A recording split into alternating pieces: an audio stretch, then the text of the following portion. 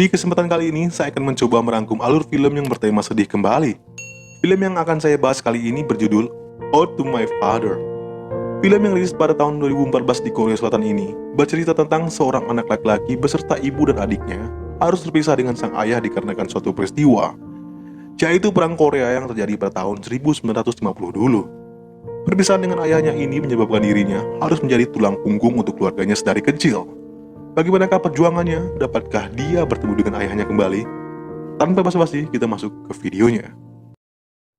Film dimulai dengan diperlihatkannya pasangan kakek nenek yang sedang menikmati suasana pagi di atap rumah mereka.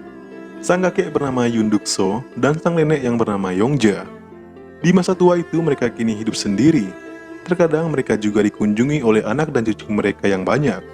Hingga penuhlah rumah itu yang tadinya sepi, kini menjadi ramai. Pada suatu ketika, anak-anaknya itu menitipkan anak-anak mereka kepada keduanya, dikarenakan anak-anaknya ini akan pergi ke Thailand untuk berlibur. Di sini si kakek Dukso sebenarnya juga ingin ikut, tetapi anak-anaknya itu tidak peka terhadap dirinya. Dan sang neneklah yang selalu menegakkan si kakek agar tidak menampakkan keinginannya. Di masa tuanya, Dukso menjalankan toko tradisional yang bernama Kotbun. Dia sangat marah ketika pihak properti yang selalu berusaha membeli toko tuanya tersebut. Meskipun hasilnya tidak seberapa, ada alasan tertentu mengapa dia tidak ingin menjual tokonya itu. Dukso sendiri memiliki temperamen yang begitu keras. Dia selalu mengutarakan apa yang dia pikirkan jika tidak sesuai dengan keinginannya. Sehingga tak sedikit orang-orang di sekitarnya harus terlibat perkelahian dengan si kakek. Hanya cucunya lah yang bisa membuat sedikit tenang hatinya.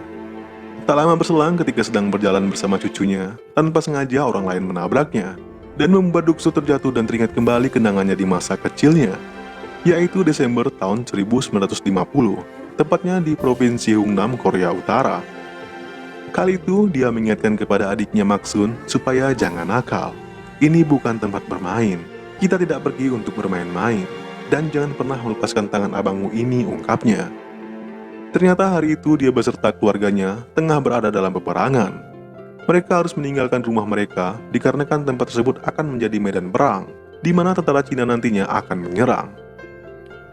Dukso adalah anak yang tertua. Dia memiliki 3 adik yang masih kecil, 2 adik perempuan dan 1 adik laki-laki. Hari itu dia bertugas menggendong adik perempuannya Maksun.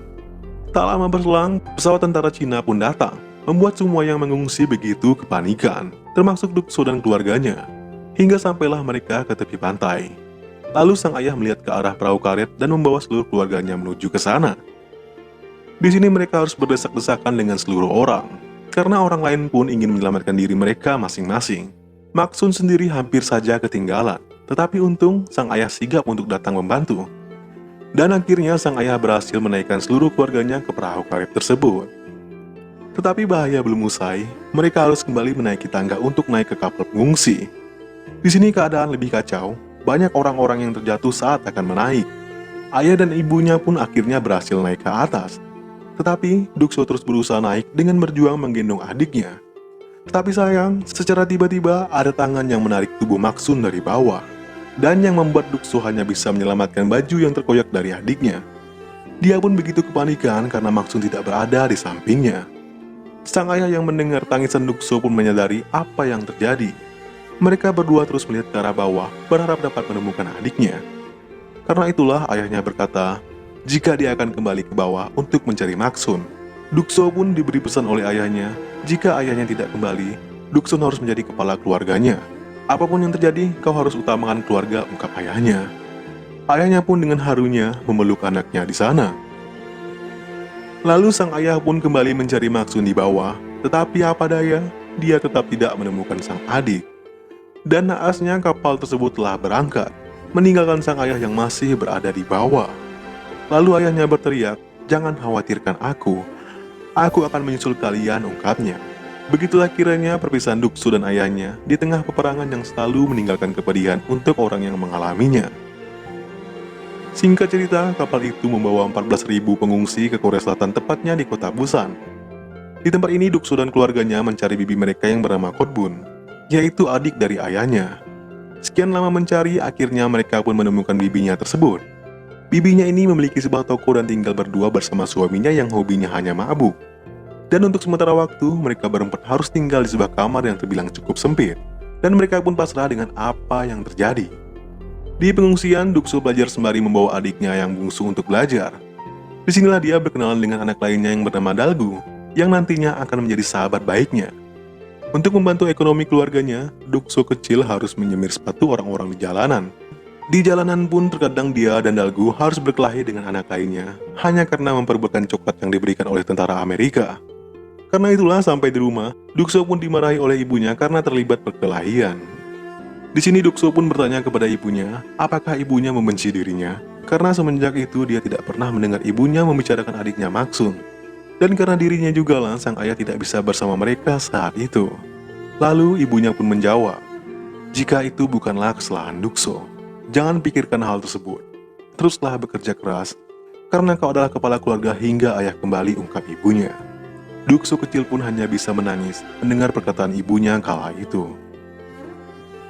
Singkat cerita, Dukso kecil pun kini sudah tumbuh beranjak dewasa, tepatnya di tahun 1963. Kali itu dia dikeluarkan dari sekolah karena tidak memiliki uang. Akhirnya dia pun bekerja keras kembali dengan menjadi buruh angkut di pelabuhan. Saat itu Dalgu yang sudah remaja menawarkan pekerjaan kepadanya untuk menjadi pekerja tambang di Jerman Barat. Dari rencana Dalgu, mereka akan bekerja selama 3 tahun lamanya. Dukso menolak karena menurutnya itu terlalu jauh. Tapi setelah memikirkan ibunya yang sudah tua dan adik laki-lakinya yang akan masuk ke sebuah universitas di Seoul, dia pun tidak punya pilihan selain mengambil kesempatan itu.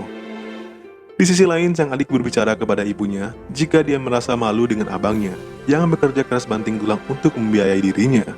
Dia tidak tega melihat abangnya yang banting tulang demi dirinya agar bisa mengenyam pendidikan yang layak. Ternyata Dukso mendengar pembicaraan itu. Dukso sangat marah kepada adiknya tersebut. Kau belajarlah yang rajin, katanya. Semua butuh waktu. Kau tidak selayaknya berbicara seperti itu di depan ibu, jelas Dukso. Meskipun dalam keadaan mabuk, Dukso pun meminta izin pada ibunya untuk segera tidur. Sang ibu hanya bisa menatap sedih dengan nasib anak sulungnya tersebut. Harus menjadi kepala keluarga menggantikan ayahnya. Dan hari tes pekerja tambang pun tiba. Dalgu dan Dukso pun mengikuti tes yang diadakan. Dalam hasil tes pertama, Dalgu gagal karena dirinya jarang bekerja keras. Sedangkan Dukso lulus dengan nilai tertinggi karena memang sering bekerja kasar. Di tes selanjutnya, Dukso dan Dalgu hampir saja tidak diterima karena mereka berdua tidak memiliki pengalaman di bidang pertambangan sebelumnya. Tapi di sini Dukso berhasil meyakinkan para pengetes bahwa dia benar-benar ingin bekerja. Bahkan dia menyanyikan lagu kebangsaan Korea Selatan untuk meyakinkan mereka, yang membuat seluruh orang di ruangan tersebut ikut-ikutan berdiri dan bernyanyi bersama dirinya. Melihat jiwa yang begitu nasionalis, Dukso dan Dalgu pun akhirnya diterima bekerja di pertambangan Jerman Barat, dan mereka pun akhirnya terbang menuju Jerman. Dukso, Dalgu, dan bersama pekerja tambang lainnya pun mulai berangkat menuju pabrik.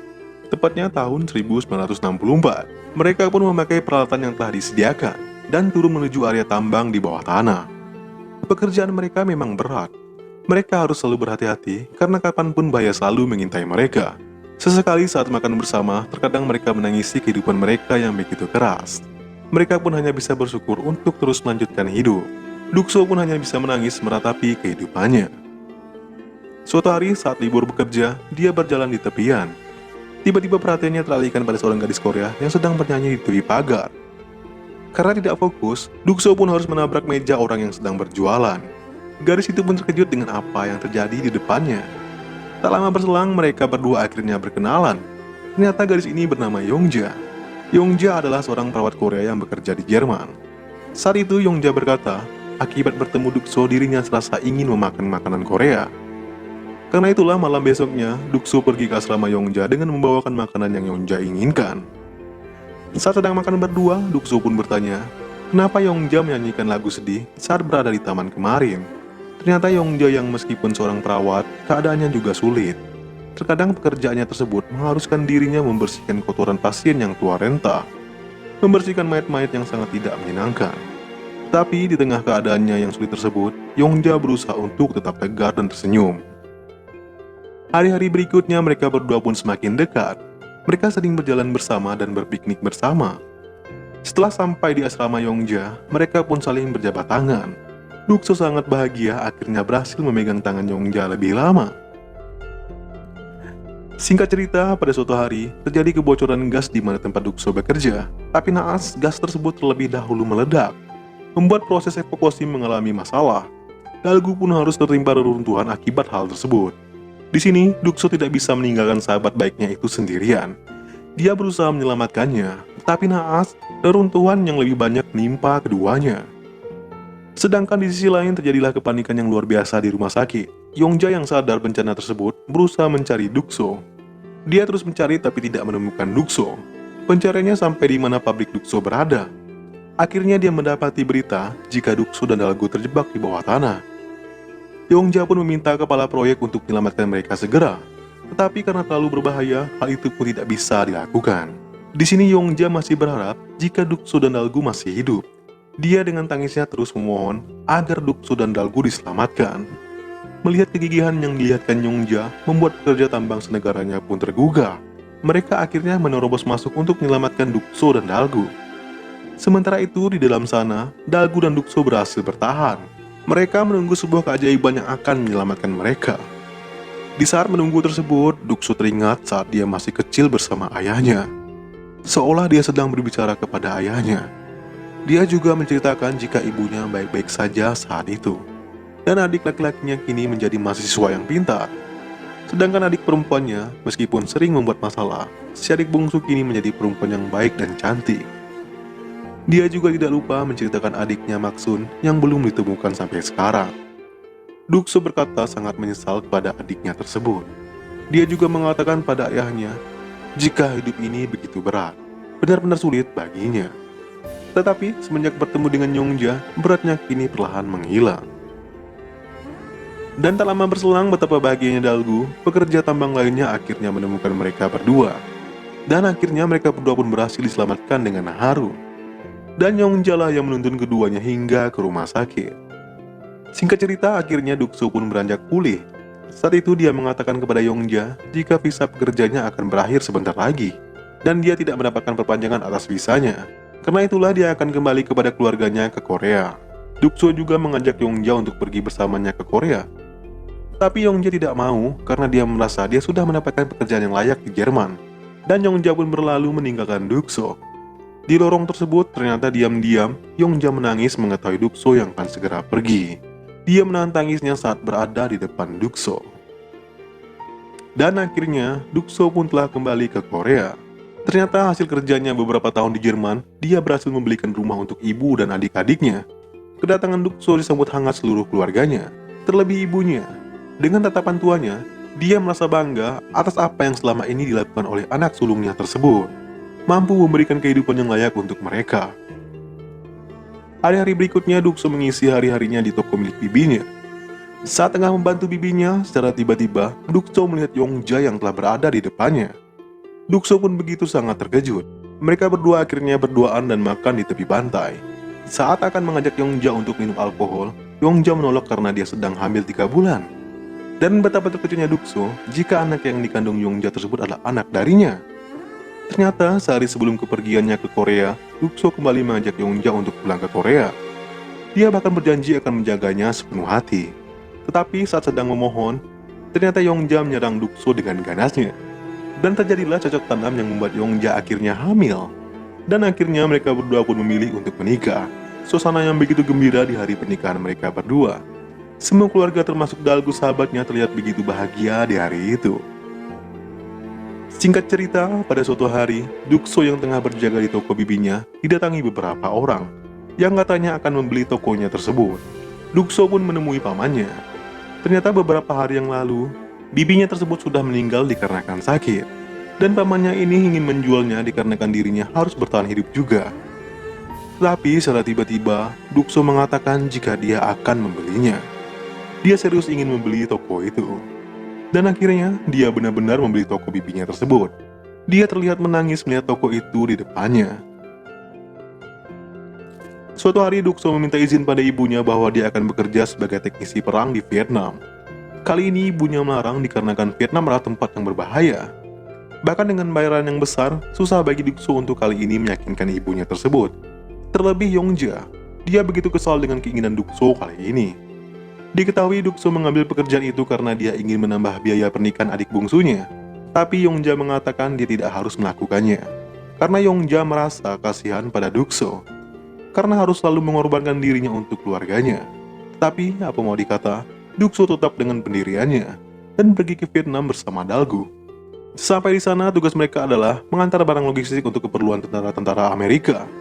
Saat sedang beristirahat dan menikmati upah mereka, secara mengejutkan, kantor para tentara Amerika di belakangnya tiba-tiba saja meledak, membuat keadaan di sekitarnya begitu kacau. Sangat miris, anak-anak kecil tak berdosa harus menjadi korban. Dalam hatinya berkata, dia bersyukur anak-anak mereka di Korea tidak merasakan kekacauan akibat perang yang begitu kejam. Dia juga bersyukur penderitaannya itu tidak dialami oleh anak-anak dan istrinya. Dan istrinya hanya bisa menangis membaca surat yang dikirim oleh Dukso. Tak lama berselang, Dukso dan tentara lainnya akan segera berkemas dan kembali ke Korea. Namun aksi mereka tertahan dikarenakan banyaknya penduduk lokal akibat perang yang berusaha mengikuti mereka. Bahkan seorang gadis Vietnam memohon kepada Dalgu agar membawa mereka semua. Dalgu yang terpana akan kecantikan gadis tersebut pun mencoba meraih Dukso agar mau membawa penduduk-penduduk ini. Karena melihat anak-anak tersebut yang mengingatkan dirinya akan masa lalunya, akhirnya Dukso pun mengizinkan semuanya untuk naik.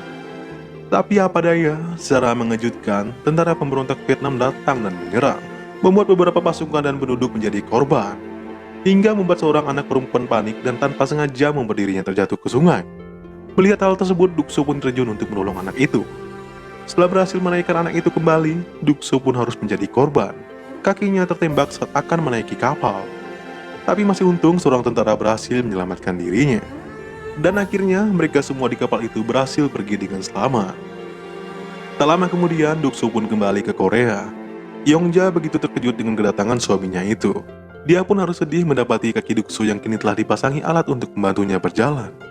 Yongja menangis melihat keadaan suaminya yang kembali seperti itu. Dan Dukso pun memeluk istri tercintanya itu untuk menenangkan hatinya. Kemudian dengan uang hasilnya di Vietnam kemarin, dirinya bisa memperindah toko bibinya yang sudah dibelinya tersebut. Dan Dalgu akhirnya menikah dengan gadis Vietnam yang dia tolong tempo hari. Dan berkat uang dari Vietnam juga, Dukso berhasil mengadakan pernikahan yang indah untuk adik perempuannya. Sang ibu hanya bisa menangis bahagia di hari pernikahan adik bungsunya itu. Dan mereka semua pun berfoto bersama sebagai keluarga besar. Film pun beralih scene ke masa sekarang. Saat itu Dukso dan Yongja tengah dikunjungi oleh anak dan cucunya. Tapi salah satu anak dari Dukso kembali menyinggung masalah toko ayahnya tersebut. Karena toko tersebut sudah kuno dan tidak terlalu menghasilkan, anaknya tersebut mengatakan, "Kenapa kita tidak menjual saja toko itu dan pindah bersama ke tempat lain?" Tetapi apa reaksi Dukso? Dia begitu marah. Bahkan dia melempar makanannya mendengar anak-anaknya yang berniat akan menjual tokonya. Dia pun menyendiri di kamar kecilnya sembari menghisap sebatang rokok kreteknya. Dia mengingat kembali pada masa lalunya. Hari itu adalah saat perpisahan dirinya dengan ayahnya di Hungnam. Ayahnya mengatakan bahwa sang ayah akan berjanji. Ayahnya akan menyusul nantinya. Dan menemui mereka di toko bibinya di Pasar Busan, yaitu toko Kotbun. Dia begitu mengenang perkataan ayahnya hingga sampai sekarang. Itulah alasan mengapa sampai di masa tuanya, dia tetap mempertahankan toko tuanya tersebut. Dia masih berharap ayahnya akan kembali menepati janjinya.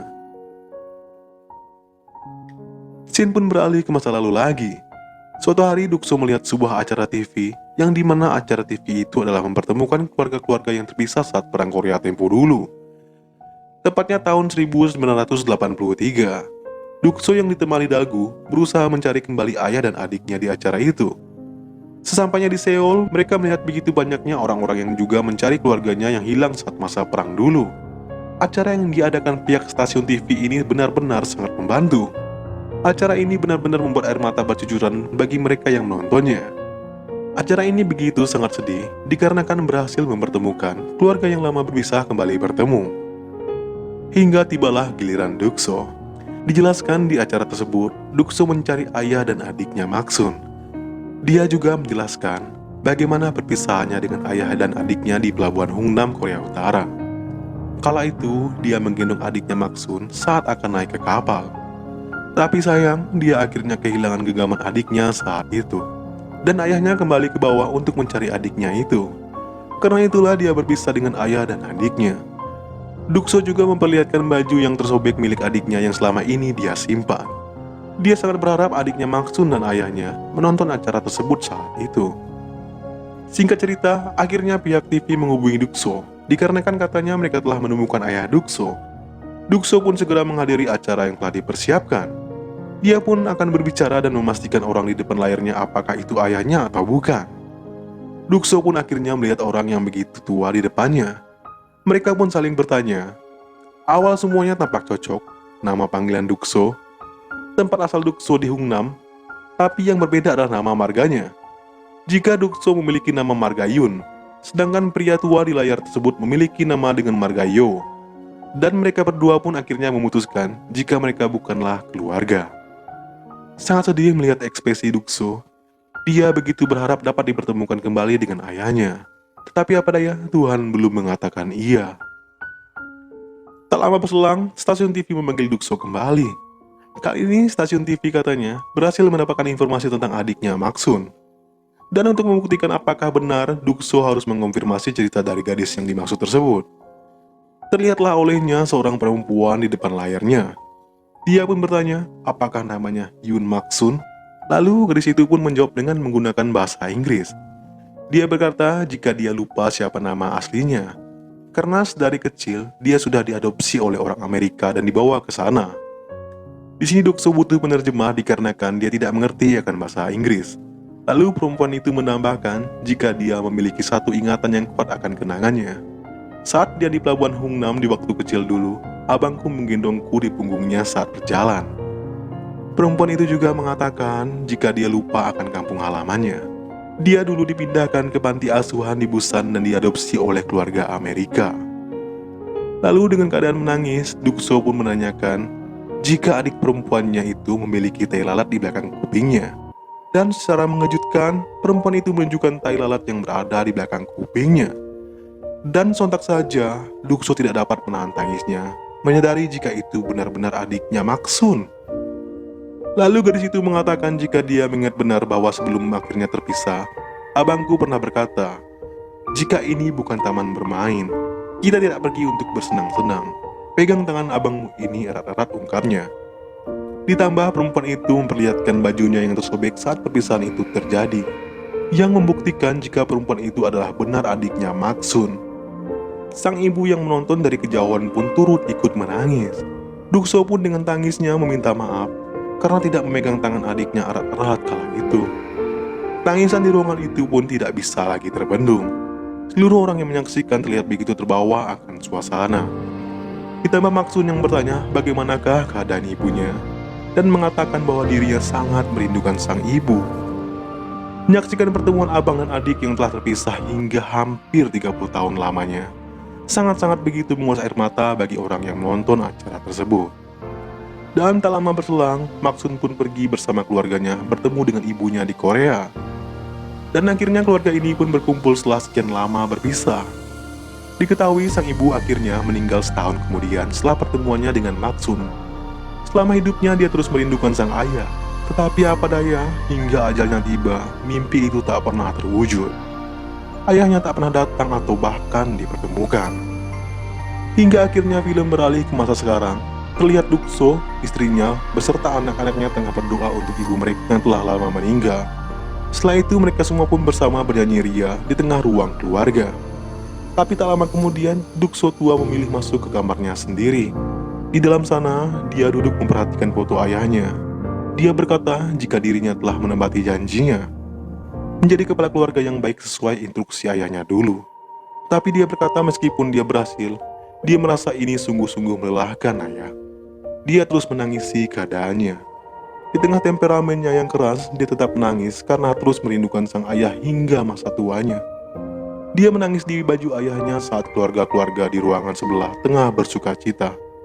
Sungguh menyedihkan dengan apa yang Dukso rasakan. Dan film pun beralih scene di mana adegan di awal film diperlihatkan. Terlihat mereka berdua masih menikmati suasana di atap loteng berdua.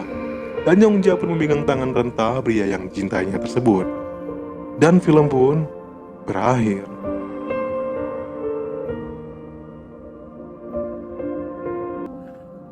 Begitulah kiranya rangkuman alur film Ode to My Father. Saya 2 kali nonton film ini, 2 kali juga saya harus bercucuran air mata. Film yang sangat-sangat baik untuk ditonton secara langsung. Semoga dengan menonton film ini, kita semua menjadi diri yang lebih baik untuk kedepannya. Oke, sampai jumpa di video selanjutnya.